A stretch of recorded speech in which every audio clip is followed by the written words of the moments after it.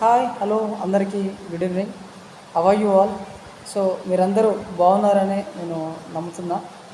Friends, చాలా రోజుల తర్వాత మళ్ళీ ఆ, మీ ముందుకు రావడం జరిగింది. సో ఈ ఆ, ఒక వీడియో చేయాలనే ఉద్దేశంతో ఈ యొక్క ఛానల్ ముందుకు రావడం జరిగింది. ఆ, కొంతమంది ఫ్రెండ్స్ డౌన్ మెరిట్ లిస్ట్ ఉన్నటువంటి అంశం గురించి ఒకసారి మాట్లాడండి అన్న అని చాలామంది కాల్ చేశారు, ఫోన్ చేసి అడగడం జరిగింది. సో అందువల్ల down merit list next meritorious conduct గురించి మాట్లాడడానికి ఈ వీడియో ముందుకి రావడం జరిగింది. ఫ్రెండ్స్, ఇక విషయానికి వద్దాం.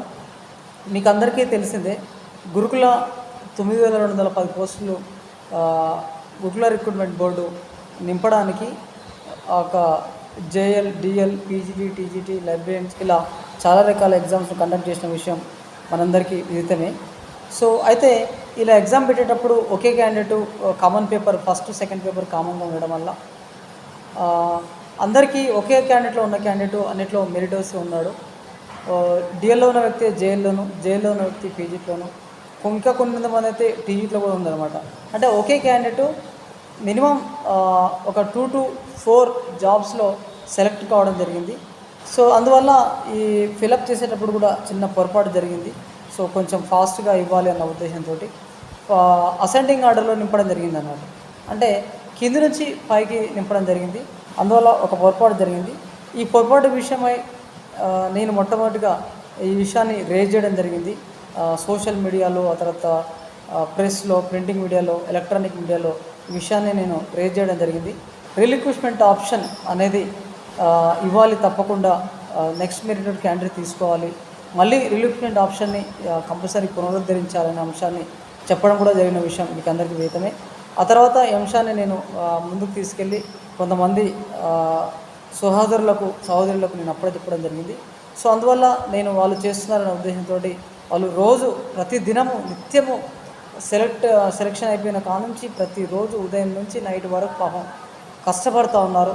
తప్పకుండా ప్రభుత్వం వారి కష్టాన్ని గుర్తించాలి. చాలా కష్టపడుతూ ఉన్నారు.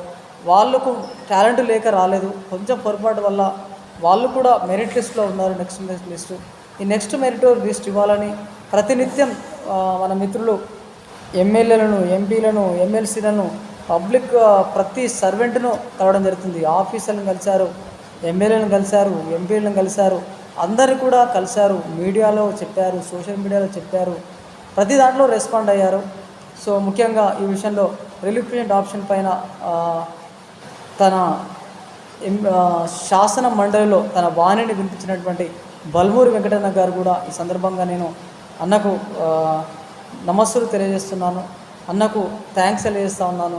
చక్కగా ఈ డౌన్ మెరిట్ లిస్ట్ పాటించాలని చెప్పారు. సో అన్న, మీరు ఫస్ట్ నుంచి ఈ విషయంలో చాలా పోరాటం చేశారు, ప్రభుత్వానికి తెలియజేశారు, రిలిక్విష్మెంట్ ఆప్షన్ తప్పకుండా మేము ఇస్తామని ఒక భరోసానిచ్చారు. అన్న, మీరు ఈ మాటని ఎట్టి పరిస్థితుల్లో నిలబడాల్సిందే. ఈ మాట కట్టుబడి మీరందరికీ కూడా నెక్స్ట్ మెరిట్లో ఉన్న ప్రతి ఒక్కరికి న్యాయం జరిగేటట్టు ఇవ్వాల్సిందే. సో ఫ్రెండ్స్, మనకైతే మన మిత్రులు మనోహర్, తర్వాత కొంతమంది మిత్రులు ప్రతిరోజు కూడా వాళ్ళు తిరుగుతూ ఉన్నారు, ఎమ్మెల్యేలను కలుస్తూ ఉన్నారు, ప్రతి పీపుల్ సర్వెంట్ని కలుస్తూ ఉన్నారు, ఆఫీసర్ని కలుస్తూ ఉన్నారు. సో ముఖ్యంగా వారందరూ కూడా పాజిటివ్ రెస్పాన్సే ఉన్నది. దాదాపు 85% అయితే పాజిటివ్గానే ఉందని తెలియడం జరిగింది, వాళ్ళతో కూడా చెప్పడం జరిగింది.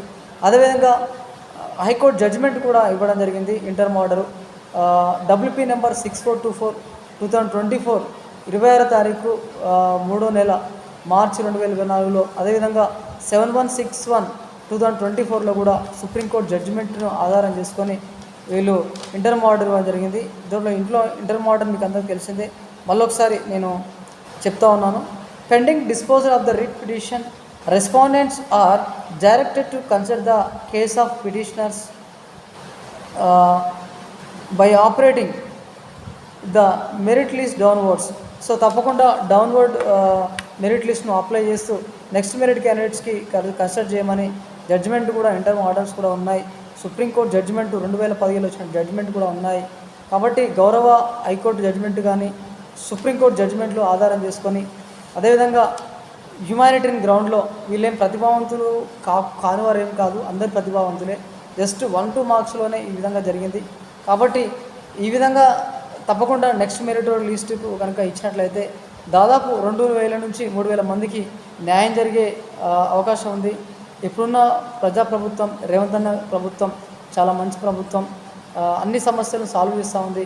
కాబట్టి దయచేసి ఈ సమస్యను వెంటనే సాల్వ్ చేసి, ఎంతోమంది రోజు తిరుగుతూ ఉన్నారు కాబట్టి వాళ్ళని దృష్టిలో పెట్టుకొని తప్పకుండా న్యాయం చేసి డౌన్ మెరిట్ లిస్ట్ ఇవ్వాలని నేను ప్రభుత్వానికి యావత్ నిరుద్యోగుల తరఫున రిక్వెస్ట్ చేస్తూ ఉన్నాను.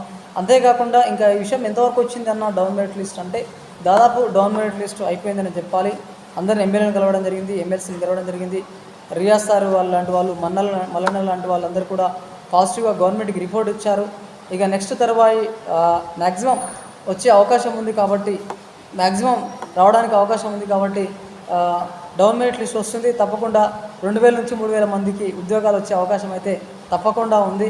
కాబట్టి దయచేసి మీరందరూ పాజిటివ్గా ఉండండి. ఇంకా మనోళ్ళతోటి మీరు ముందుకు వెళ్ళవలసిందిగా నేను రిక్వెస్ట్ చేస్తూ ఉన్నాను.